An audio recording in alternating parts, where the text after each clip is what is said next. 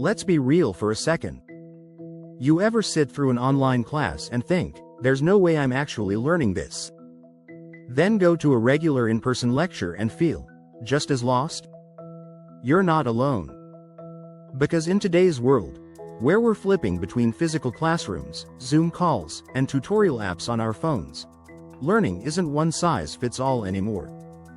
That's where blended learning comes in. Blended learning isn't just a buzzword. It's the future. And more importantly, it's a way to actually make learning work for different brains, different paces, and different lives.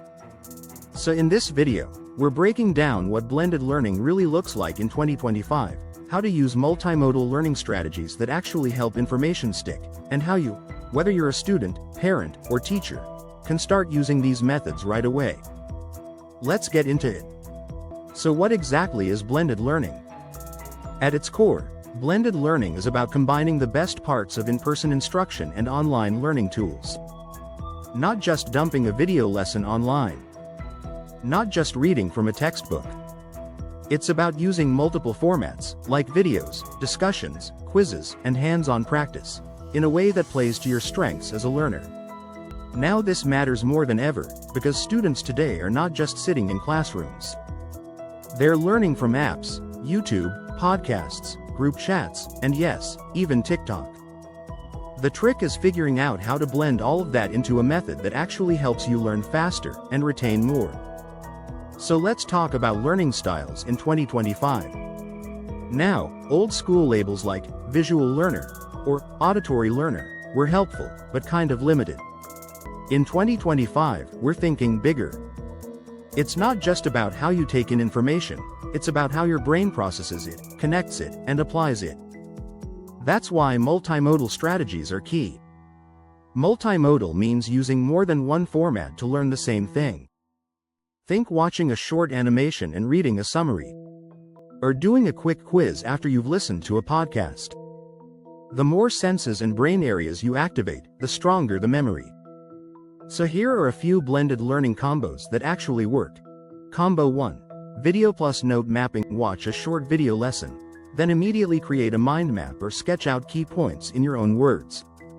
This helps visual and verbal learners, and it also boosts recall.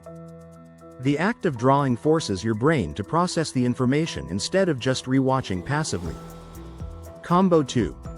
Podcast plus walk. Need to review a topic but feel stuck at your desk? Grab your headphones and go for a walk. Listening while moving actually improves focus and memory retention. And if you narrate your thoughts out loud while walking, that's even better. You're reinforcing it through speech and motion. Combo 3. Reading plus peer teaching. Read a short article or lesson, then explain it to someone else. Even if that someone is a sibling, a friend, or your dog, teaching out loud makes the knowledge stick. This taps into the Feynman technique and strengthens your own understanding. Combo 4. Interactive apps plus paper practice. Use a learning app like Quizlet, Duolingo, or Khan Academy for quick bursts of engagement, then follow it up with a physical notebook or flashcards. This switch in medium forces your brain to retrieve information in different formats, which means deeper learning. So how do you actually start building your own blended routine? Here's a simple framework. 1. Identify your goal. Are you learning to pass an exam? Build a skill? Understand a concept? 2. Pick 2 formats that activate different senses. Example. Read plus watch. Listen plus write. Practice plus teach. 3. Schedule short learning bursts. Don't try to cram everything at once. Go for 25 to 30 minutes of learning, followed by a few minutes of review or reflection. 4. Use tech tools with intention. Don't just scroll. Use specific apps or videos that align with what you're learning. 5. Build in active recall. Whether it's a self-quiz, a flashcard review, or talking out loud, challenge your brain to pull the information out, not just recognize it. Now let's talk about student engagement, because even with the best tools, if you're not engaged, it won't stick. Here are a few engagement methods that work no matter how you learn. Gamify your goals. Set a challenge. If I finish 3 practice problems, I get 5 minutes of music. Rewards matter.